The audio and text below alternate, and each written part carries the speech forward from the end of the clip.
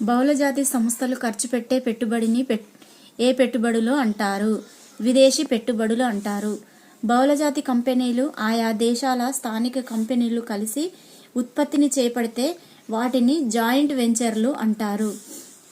వాణిజ్య ప్రయోజనాల కోసం భారతదేశానికి వచ్చింది పైవన్నీ: Ford company, English east India company, French east India company.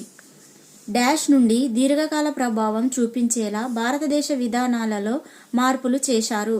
1991 నుండి WTO అంటే వరల్డ్ ట్రేడ్ ఆర్గనైజేషన్. WTOలో సభ్యదేశాల సంఖ్య 150. సరిగా అమలు అయ్యేలా చూడాలి. కార్మిక చట్టాలు. ప్రపంచీకరణ వల్ల రాజ్యాలు అంతరించిపోతాయా అన్నది చర్చనీయాంశమైంది. జాతీయ రాజ్యాలు ప్రపంచీకరణను చివరి దశలోని పరిణామంగా చాలా మంది అనుకుంటారు.